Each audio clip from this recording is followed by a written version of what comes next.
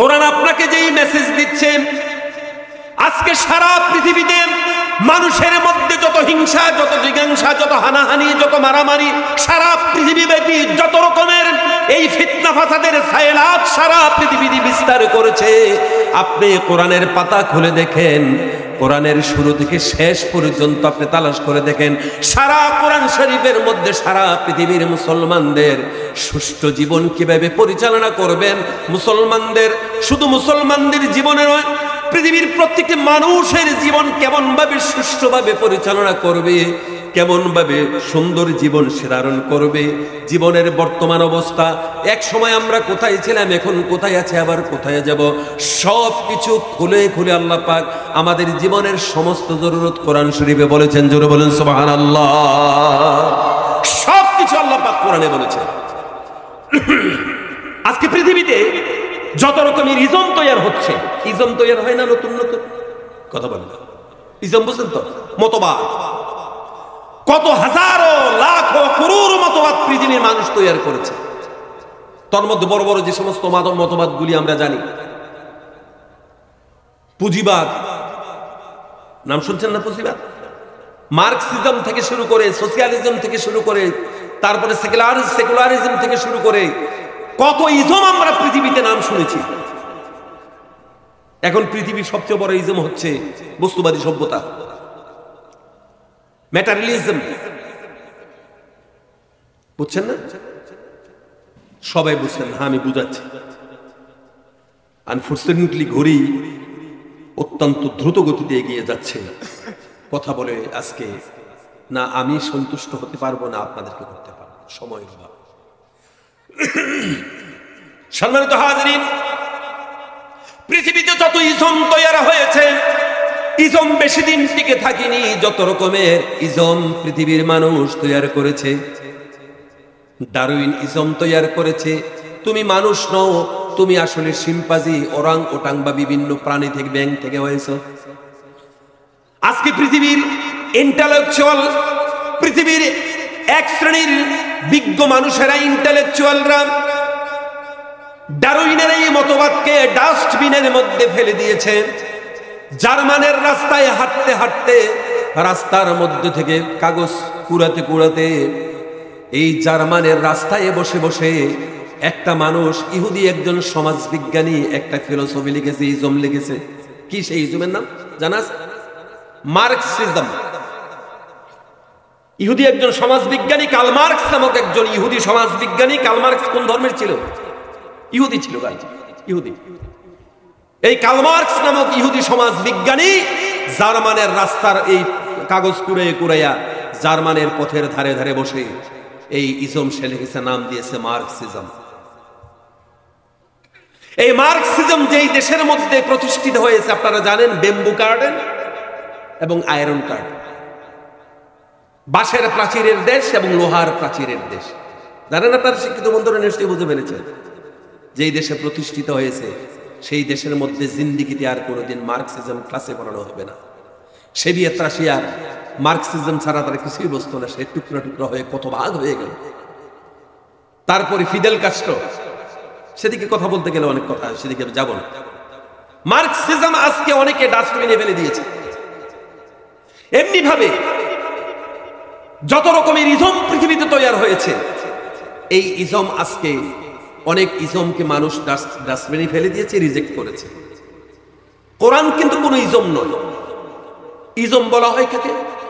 মস্তিষ্ক প্রস্তুত কোনো বিষয়ের চিন্তা ফিকিরের একটা সমষ্টি চিন্তা ফিকিরের নাম হচ্ছে ইজম। নাকি ঠিক বললাম তো? মানুষের রচনা করা, মানুষের গবেষণা করা একটা সমষ্টি বিষয়ের নাম হচ্ছে ইজম। কিন্তু কোরআন কি মানুষের রচনা করা? নবী করিম সাল্লাল্লাহু আলাইহি ওয়াসাল্লামের রচনা করা? আল্লাহ রাব্বুল আলামিন সতর্ক করে দিয়েছেন, ওয়ালাউ তাকাওয়ালা আলাইনা বা'দাল আকাওয়িল। নবী করিম সাল্লাল্লাহু আলাইহি ওয়াসাল্লাম যে কোরআন শরীফ যে রচনা করে, কোরআন শরীফ নবী করিম সাল্লাল্লাহু আলাইহি ওয়াসাল্লামের উপর নাজিল হয়েছে, আল্লাহ পাক সতর্ক করে দিয়েছেন নবীজিকে। আবার বলেছেন, মা ইয়ানতিকু আনিল হাওয়া ইন হুয়া ইল্লা ওয়াহিয়ুহা। আমার রাসূল কোনো কথা বলেন না, নিজের তরফ থেকে নিজের ব্যক্তিগত নিজের কোনো বুঝ বা নিজের কোনো জ্ঞানকে অনুসরণ করে কোনো কিছুই রাসূল বলেন না। মা ইয়ানতিকু আনিল ইন হুয়া ইল্লা ওয়াহয়ুন ইউহা। নবী করিম সাল্লাল্লাহু আলাইহি ওয়াসাল্লাম ওই কথাগুলি বলেন যেগুলি জিবরাইল আমিন নাযিল করেছেন বা আমি আল্লাহ যা বলি তাই আমার রাসূল করিম সাল্লাল্লাহু আলাইহি ওয়াসাল্লাম। তার মানে হচ্ছে রাসূল করিম সাল্লাল্লাহু আলাইহি ওয়াসাল্লাম, নবী করিম সাল্লাল্লাহু আলাইহি ওয়াসাল্লাম হচ্ছে আল্লাহ পাকের লাউড স্পিকার। বুঝে আসছে কথা? বুঝতে পারলাম না। নবী করিম সাল্লাল্লাহু আলাইহি ওয়াসাল্লাম হচ্ছেন আল্লাহ পাকের কি লাউড স্পিকার। এই লাউড স্পিকারে আমি কথা বলছি না, লাউড স্পিকার কথা বলছে। তাহলে রাসূল করিম সাল্লাল্লাহু আলাইহি ওয়াসাল্লাম হচ্ছে আল্লাহ পাকের লাউড স্পিকার। যেমন লাউড স্পিকারে আমি কথা বলছি নাকি লাউড স্পিকার বলছি? কথাগুলি আমি যা বলছি এগুলি তো লাউড স্পিকারে বাজতেছে, কিন্তু কথাগুলি হচ্ছে আমার, এটা হচ্ছে লাউড স্পিকার। সুতরাং মুহাম্মদ রাসূলুল্লাহ সাল্লাল্লাহু আলাইহি ওয়াসাল্লাম হচ্ছে আল্লাহ পাকের লাউড স্পিকার। কথা বুঝে আসছে? আর যদি লাউড স্পিকার মানে মুহাম্মদ সাল্লাল্লাহু আলাইহি ওয়াসাল্লাম যদি নিজের তরফ থেকে কোনো কথা বলতেন তাহলে বলা তাকাওয়ালা আলাইনা বা'দা কাওলি। সুতরাং আল্লাহ পাক পরিষ্কার জানিয়ে দিয়েছে। সুতরাং এই যে কোরআন শরীফ সরাসরি হচ্ছে আল্লাহর কালাম, এবং এটা আল্লাহর কালাম যে তার তো অনেক দলিল আদিল্লা রয়েছে। এগুলি বলতে গেলে তো আমার সময় ফুরিয়ে যাবে, আমি জরুরতের কথাটা বলছি। সম্মানিত হাজিরিন, আল্লাহর কথা সেজন্য এটা কোনো ইজম নয়, নবীজির রচনা করা নয়, বরং হাদিস শরীফ গুলিও ইজম বলতে পারেন না। কারণ নবী করিম সাল্লাল্লাহু আলাইহি ওয়াসাল্লাম যা বলেছেন সবগুলি আল্লাহর কথাই, আল্লাহ পাক আল্লাহর কথাই নবী করিম সাল্লাল্লাহু আলাইহি ওয়াসাল্লাম বলেছেন। বলেন সুবহানাল্লাহ। আল্লাহর কথাই নবী করিম সাল্লাল্লাহু আলাইহি ওয়াসাল্লাম বলেছেন, একটাও রাসূলের তরফ থেকে কথা বলেন না। সুতরাং কোরআন হাদিসকে কখনো ইজম বলা, কথা বলেন, যাবে না। কোরআন হাদিসকে কখনো ইজম বলা যাবে না।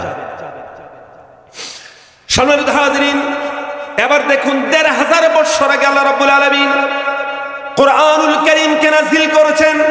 ১৫০০ বছর পূর্বে মানুষের প্রয়োজনের সম্পর্ক ছিলেন আল কোরআন। যুগে যুগে যত চড়াই উতরাই হয়েছে, যুগে যুগে কত সংস্কৃতির পরিবর্তন হয়েছে, যুগে যুগে কত কিছু পরিবর্তন হয়েছে, পৃথিবী কত আধুনিক হয়েছে, এই পৃথিবীর কত পরিবর্তন হয়েছে। ২০-৩০ বছর ৫০ বছর আগের অনেক কথাই, অনেক কিছুই বর্তমান যুগে অচল। ৩০ বছর আগের একটা পোশাক বর্তমান যুগে মানুষ পছন্দ করে না, ঠিক কিনা বলেন?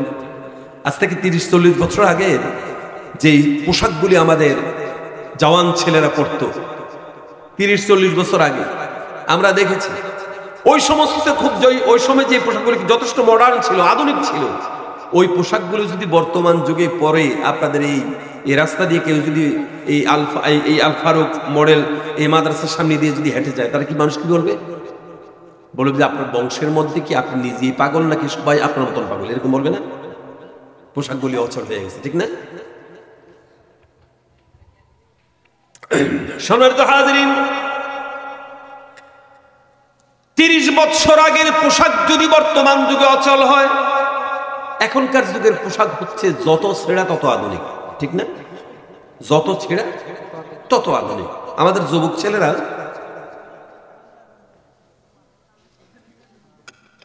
আস্ত প্যান্ট একটা কেনার পরে এটার মধ্যে যদি অন্তত বেশ কয়েকটা কাটাকাটি করে কাটতে কাটতে কাটতে কাটতে, আমি একটু কথাটা বলি আর কি, যে একেবারে যদি আমাদের বর্ডার পর্যন্ত যদি কাটে, মানে সীমান্ত এরিয়া পর্যন্ত যদি সেই প্যান্টটার ছেঁড়া থাকে, যত বেশি কাটা তত বেশি আধুনিক। সাংঘাতিক কাটা তাহলে সাংঘাতিক আধুনিক, মারাত্মক আধুনিক সে। আমার মনে হয় এক সময় সেটা এভাবে ছেঁড়া মানে কাটতে কাটতে বা ছিঁড়তে ছিঁড়তে সেটাকে যদি একেবারে উলঙ্গই যদি হয়ে যায়, তখন সে একবারে প্রকৃত আধুনিক হয়ে যাবে নাকি? ৩০ বছর আগের ওই পোশাককে যদি আমরা বর্তমানে এটাকে যদি সেকেলে বলি, হয়তো ৩০ বছর পরে আজকে আমাদের যে সংস্কৃতি সামনে আসছে, যে কালচার সামনে আসছে, ৩০ বছর পরে পোশাক পরা মানুষগুলিকে হয়তো ওই সমাজের উলঙ্গ সমাজের মানুষগুলি আমাদের এই পোশাক পরা মানুষগুলিকে তারা সেকেলে পুরাতন বা পাগল ছাগল বলতে পারে, ঠিক কিনা বলেন? এরকম হয়তো আসতেছে। সম্মানিত হাজিরিন, ৩০-৪০ বছর আগের অনেক কিছুই বর্তমান যুগে অচল, অনেক শব্দ অচল, অনেক সংস্কৃতি অচল, অনেক কিছুই বর্তমান যুগে চেঞ্জ হয়ে গেছে। কিন্তু ১৩,০০০ বছর আগে আল্লাহ পাক যে কোরআন নাজিল করেছেন ১৫০০ বছর পর্যন্ত এই কোরআনের কোনো পরিবর্তন হলো না। এই কোরআন এই পৃথিবীর মানুষ পরিবর্তন করতে পারলো না। এবং ১৫০০ বছর পরেও ১৫০০ বছর পূর্বে যতটা না এই কোরআনের প্রয়োজন ছিল, ১৫০০ বছর পরে এই কোরআন শরীফের জনপ্রিয়তা বেড়েছে, জরুরত বেড়েছে, প্রয়োজন বেড়েছে। কোনো অংশে এই কোরআনের প্রয়োজন কমে নাই। জোরে বলি সুবহানাল্লাহ। কোন অংশেই এই কোরআনের জরুরত কমে নাই, প্রয়োজন কমে নাই। এবং বর্তমান যুগ হচ্ছে ইলেকট্রনিক্স সভ্যতার যুগ, ঠিক কিনা বলেন? কথা বলেন না? এখনকার ইলেকট্রনিক্স সভ্যতার যুগ না? এখনকার মানুষ কত পার্টস বানিয়েছে, কত কিছু তৈরি করেছে।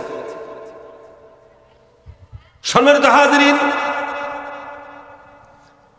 আল্লাহ রাব্বুল আলামিন আজকের এই ইলেকট্রনিক সভ্যতার যুগকে আল্লাহ পাক চ্যালেঞ্জ করেছেন ১৫০০ বছর আগে। পৃথিবী যত আধুনিক হোক না কেন, যত পৃথিবীর মানুষ আধুনিক হোক না কেন, আধুনিক সভ্যতাকে আল্লাহ পাক চ্যালেঞ্জ করেছেন ১৫০০ বছর আগে। এই পৃথিবীর মানুষ কিয়ামত পর্যন্ত যত মানুষ আসবে সবাইকে চ্যালেঞ্জ করেছেন যে কোরআন আমি তোমাদের কাছে নাজিল করেছি, মানুষের পক্ষে জিনের পক্ষে কোনোদিন তার সমমানের কথা লেখা সম্ভব নয়, বানানো সম্ভব নয়। এবং কোরআন শরীফের মতন কোন একটি শব্দ কিয়ামত পর্যন্ত কোনো মানুষের পক্ষে, এমন একটি টপিক্স লেখা পৃথিবীর কোনো মানুষের পক্ষে সম্ভব নয়। এই ইলেকট্রনিক সভ্যতার যুগেও সম্ভব নয়। আল্লাহ বলেছেন ওয়ালাউ জিনা বিমিসলিহি মাদাদা। সুবহানাল্লাহ পড়েন। আল্লাহ পাক বলেছেন, অন্যত্র বলেছেন কিয়ামত পর্যন্ত এই সারা পৃথিবীর সমস্ত মানুষ আর জিন জাতি কিয়ামত পর্যন্ত যতটাই ইলেকট্রনিক সভ্যতার অগ্রগতি হোক না কেন, কোরআনের মতন কোনো কিছুই তোমরা বানানো সম্ভব নয়। আল্লাহ পাক বলেছেন